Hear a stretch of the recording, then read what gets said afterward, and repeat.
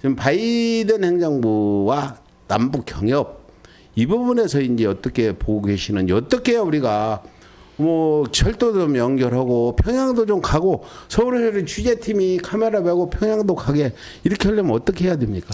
그러니까 지금 문제는 이제 저도 제일 답답한 게 남북경협의 역사적 사명을 띠고 나서 2018년도에 판문점 선언하고 세 차례 정상회담 하면서 야 이제 좀 남북관계가 좀 풀리겠구나 이렇게 생각을 했는데 정말 섣부른 판단이었습니다.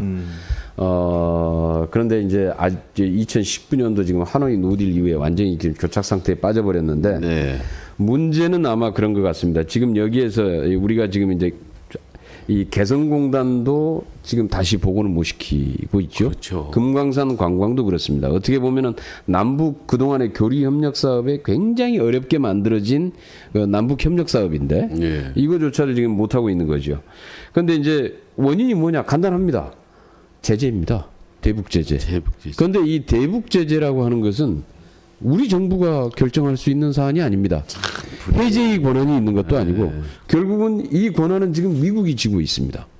그렇기 때문에 유엔의 대북 제재도 그렇고 미국의 독자적인 제재도 그렇고 그래서 지금 미국이 지고 있는데 지금 쉽게 얘기하면은 제재가 지금 어느 정도냐면은 사상 최강의 제재라고 얘기를 하지 않습니까? 아 지금 현 상황이요? 예, 그러니까 지금 우리가 이게 지금 2016년도인가요? 그때 몇 차 핵실험 그때 나오고 나면서부터 그 유엔의 그 사상 그 역사상 최강의 제재라고 얘기를 하죠.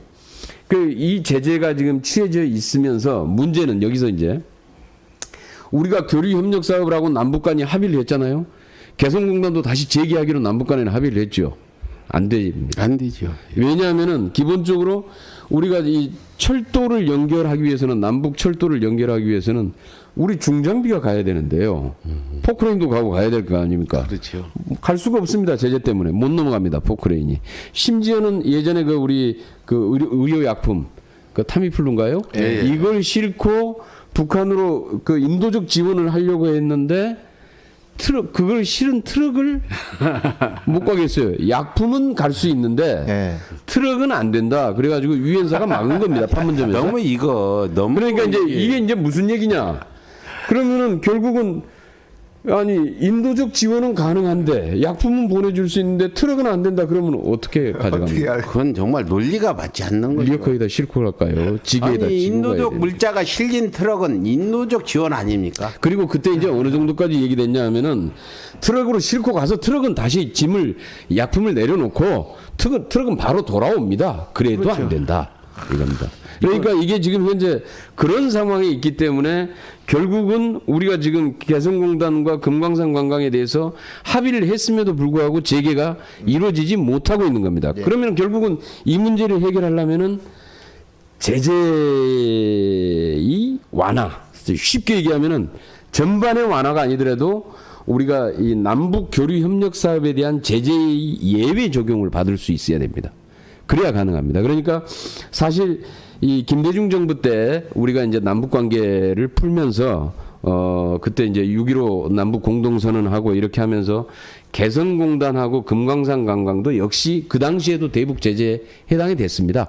예. 그래서 실제로는 이거 풀기가 쉽지 않았는데 김대중 정부 때 이 개성공단과 금강산 관광 사업에 대해서 대북 제재 예외를 미국을 설득해서 받아냈어요. 아, 그런. 예.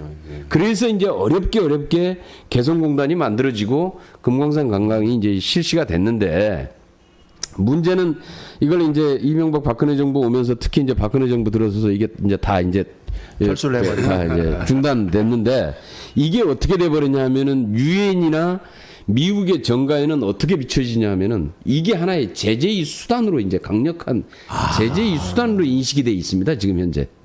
그렇기 때문에 이걸 풀어주는 것은 결국은 제재를 해제해 주시는 거라고 하는 아직도 미국 정가에도 마찬가지고요. 그리고 유엔에도 마찬가지고 지금 이런 흐름들이 지금 남아 있습니다.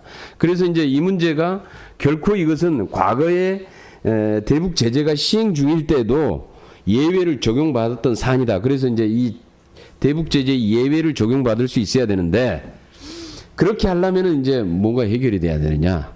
그 전에 먼저 해야 될 게 있습니다. 그런데 미국은 잘 안 하죠. 이것도 지금 못 해주는 거 아니에요? 아직까지 버틴 거죠. 못 해준다. 이렇게 해서 버틴 건데 이게 이제 문제는 그러기 위해서는 중요한 게 북한이 핵과 관련된 어떤 조치를 내놔야 된다라는 건데요. 지난번 내놨잖아요. 그게 이제 조치가 이제 뭐냐?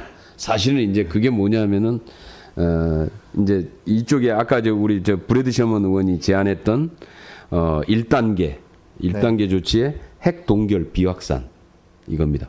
이 동결과 비확산을 하고 동결과 비확산을 검증할 수 있는 북미 간의 연락 사무소를 설치한다. 이게 이제 방안인데요. 이게 실제로 현실적인 방안입니다.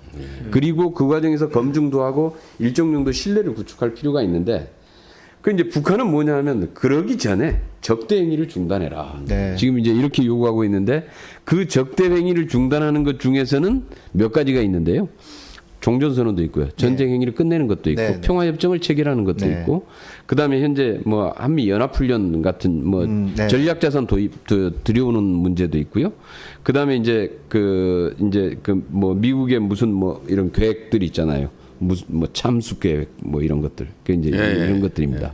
그래서 이제 이런 것들은 이제 문제를 계속 걸죠. 북한은. 그런데 이제 그래서 지금 이 문제를 풀어가는 첫 단계가 제가 종전선언이다 이렇게 지금 얘기를 하면서 제가 금년에 종전선언 촉구 결의안을 우리 여야 의원 174명의 공동 발의로 제출을 했던 이유가 이 종전선언이 되고 그 다음에 미국과 북미 간에 1차적으로 1단계 합의로 할 수 있는 핵 동결과 비확산 네.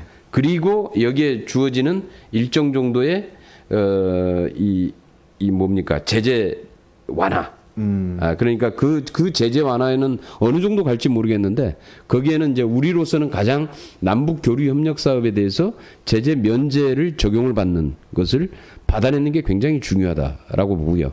그래야만이 실제로 이제 이 개성공단이나 금강산 관광도 다시 원래대로 회복할 수 있지 않을까 이렇게 보고 있습니다.